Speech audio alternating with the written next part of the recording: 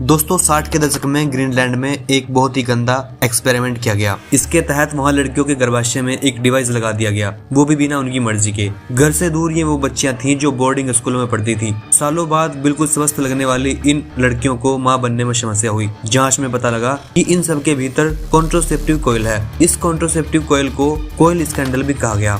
दोस्तों आपको बता दूं कि ग्रीनलैंड वैसे तो एक स्वतंत्र देश है, लेकिन आमतौर पर डेनमार्क उस पर नियंत्रण रखता है। कुछ महीनों पहले ही डेनमार्क इस बात पर राजी हुआ था कि वो ग्रीनलैंड में हुए इस कॉइल स्कैंडल की जांच में सहयोग करेगा, वो भी ह्यूमन राइट्स संस्थानों से लेकर मीडिया के शोरगुल के बाद।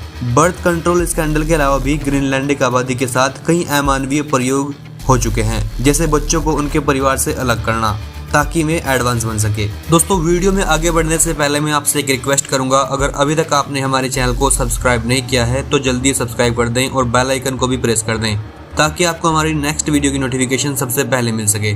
तो चलिए शुरू करते हैं बिना किसी देरी के। Let's start now.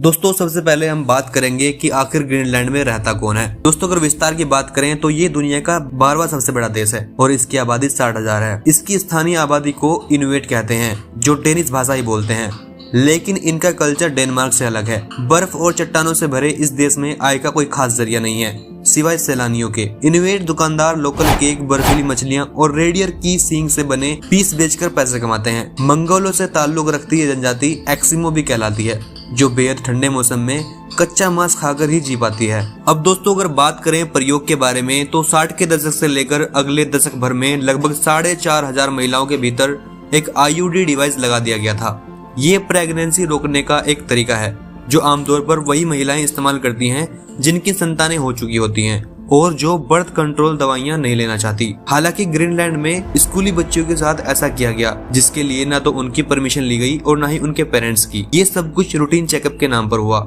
लड़कियों को ये तो समझ आया कि कुछ अलग हुआ है, लेकिन क्या अलग हुआ है ये समझने में उनको काफी साल लग गए। अब हम जानते हैं कि आखिर डेनमार्क की सरकार ने ऐसा क्यों किया। दोस्तों ये एक तरह का फर्टिलिटी कंट्रोल प्रोग्राम था जो कथित तौर पर डेनमार्क की सरकार की अनुमति से चला। कॉइल कंट्रोवर्सी को बिल्कुल उसी तरह से देखा जाता है जैसे कोई भी साम्राज्यवादी देश अपने उपनिवेश यानी कंट्रोल में आए देश से करता है। डेनमार्क के डॉक्टरों ने ऐसा इसलिए किया ताकि ग्रीनलैंड की स्थानीय आबादी ज्यादा न बढ़े और उन पर किसी तरह का खतरा न पैदा हो जाए।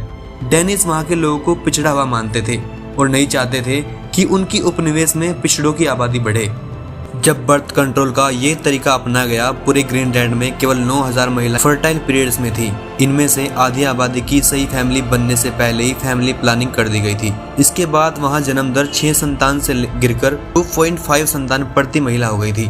बता दें कि आपको ग्रीनलैंड तब तक हेल्थ केयर में डेनिश सरकार के अधीन ही था। काफी सालों बाद 1992 में उसने कोपेनहेगन से अपनी हेल्थ पॉलिसी का नियंत्रण वापस ले लिया। 90 के दशक में पहली बार इस डिवाइस कैंपेन का पता लगा, जब एक साथ बहुत सी स्वस्थ महिलाएं मां बनने की समस्या से जूझ रही थी। पता लगा कि उनके गर्भाशयों में दसियों सालों से IUD डली हुई है। जांच में समझ आया कि ऐसा अनजाने में नहीं बल्कि पॉपुलेशन कंट्रोल की योजना बनाकर किया गया है। इसलिए डेनमार्क बर्थ कंट्रोल स्कैंडल या कॉइल स्कैंडल भी कहा गया। दोस्तों कॉइल निकालने के बाद भी वहां की महिलाएं प्रेग्नेंट नहीं हो सकी। दोस्तों इस प्रयोग से उन बच्चियों में इन्फेक्शन के साथ साथ गायनोलॉजिकल दिक्कतें भी हो गई थी, जिसकी उन्हें वजह तक नहीं पता थी। ये वो समय था जब IUD आज की तरह छोटी और टी शेप की नहीं बल्कि काफी बड़ी और S शेप की होती थी। गर्भाशय में उसे डालने पर बच्चियां काफी समय तक दर्द महसूस करती थी। इसी साल डेनिश ब्रॉडकास्टिंग कॉर्पोरेशन ने स्पाइरल कैंपेन नाम से एक पॉडकास्ट किया जिसमें पीड़ित महिलाओं ने अपनी बात रखी। इसके बाद मचे हंगामे के बाद डेनिश हेल्थ मिनिस्टर मेग्रस जोनहेंज ने कई पीड़िताओं से मुलाकात भी की। फिलहाल इसकी जांच चल रही है कि आखिर इसकी इजाजत से इस तरह का भयानक बर्थ कंट्रोल कैंपेन चला और दशकों तक इसकी भनक कैसे नहीं लगी। और दोस्तों जैसा कि हमने आपको बताया कि डेनमार्क की सरकार ने और भी भयानक एक्सपेरिमेंट किए हैं, उन्हीं में से दोस्तों ग्रीनलैंड की ह्यूमन राइट्स काउंसिलिंग कथित तौर पर कई दूसरी व्यवस्थाओं की जांच की भी मांग कर रही है जो डेनिश मेडिकल सिस्टम के तहत उनके देश में लागू रही। लिटिल डेनिश प्रयोग इसमें सबसे ऊपर है। इस अमानवीय एक्सपेरिमेंट के तहत 22 ग्रीनलैंडिक बच्चों को डेनमार्क भेज दिया गया, ये कहते हुए कि वो अनाथ हैं। परिवार से अलग हुए इन बच्चों में से सिर्फ 6 बच्चे डेनिश नागरिक बन सके, जबकि बाकी कई तरह की साइकोलॉजिकल बीमारियों का शिकार हो गए। आधे से ज्यादा बच्चों की वयस्क होने से पहले ही मौत हो गई। साल 2020 में डेनिश सरकार ने लिटिल डेंस नाम के इस प्रयोग पर सार्वजनिक माफी भी मांगी।